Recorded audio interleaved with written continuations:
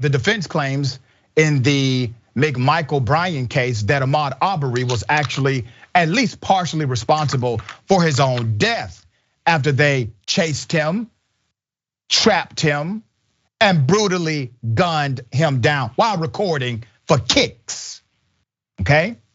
Now, the jury has officially started hearing these closing remarks, okay?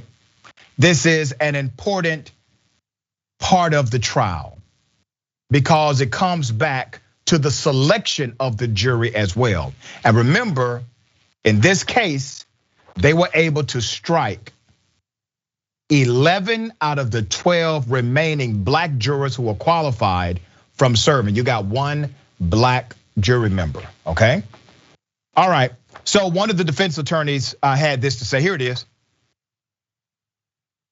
Turning Ahmaud Arbery into a victim after the choices that he made does not reflect the reality of what brought Ahmaud Arbery to Satilla Shores in his khaki shorts with no socks to cover his long, dirty toenails.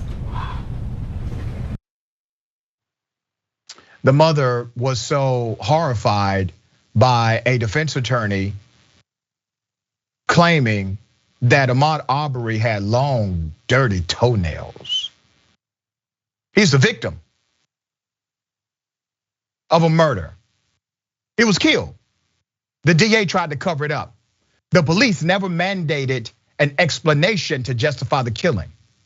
The DA who covered it up has now been indicted. She's gonna go to the pokey soon. Long, dirty toenails. Let's put up a picture of the real dirty SOBs.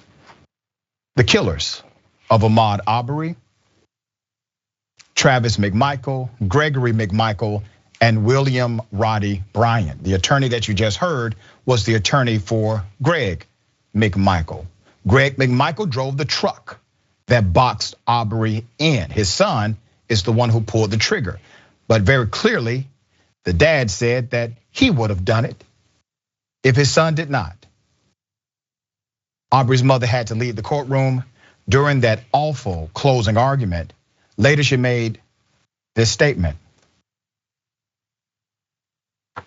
When I heard prosecutor, the Hoax, she described Ahmaud as his long legs and his dirty, long toenails. That was just beyond rude. Regardless of what kind of toenails he had, what size legs he had, that was still my son. And my son actually was running for his life in that description. I thought that was just flat out just rude. The defense maintains that this was a citizen's arrest being made. Under Georgia law, the statute is clear. It has been changed since. But under Georgia law at that time, in order to enact a citizen's arrest, you must, one, witness a felony, and you must engage in the citizen arrest in proximity of you witnessing that felony directly. It must be direct observation for you to even make that claim. All right, they're trying to change the law here, and the law was changed right after this became national news. Adrienne, here's what I'm thinking here, and I want you to give me your best lawyer answer to it, okay? I'm hoping that as much as this defense is pissing me off, that it's pissing off other people on that jury too.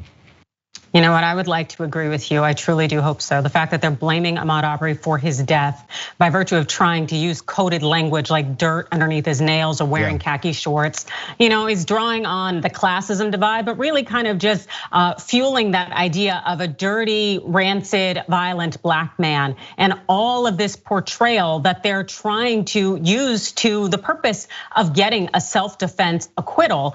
And the thing is, it's not here underneath the law. There's just not evidence to support it. These men were out here hunting Ahmaud Arbery, assuming that, he must have been involved in some crime. It wasn't seen, it wasn't visualized in any way by them. If anything, the only thing that they saw was a black man, and they didn't want him in their neighborhood. And by virtue of this attorney's signaling about the dirtiness and the fact that he didn't fit in, so to speak, and wearing khaki shorts, that really tells you that these are just dog whistles, and I will be damned if the jury swallows and accepts this and acquits them.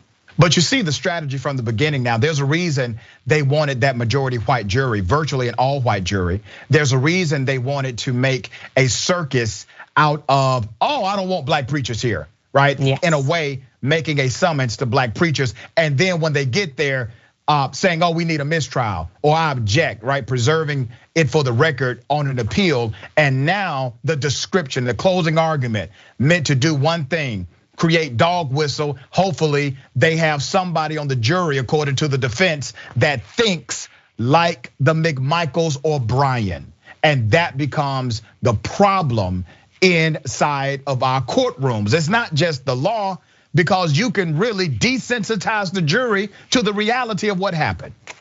Absolutely, trying to play on and stoke the jury's fears of the thought that, hey, if you convict these individuals, you won't be able to police black people freely. And that's something we see in a lot of these Karen videos. That's what that's about. It's policing black bodies and being able to get away with it, with the law essentially giving you the thumbs up and saying it's okay. So for these jurors who are predominantly white to actually have to go against that is the concern here. And that's why that defense attorney is trying to stoke those fears and to try to remind them of this dirty black man and the fear that comes up through that mentality of we do not want this in our community. Yeah.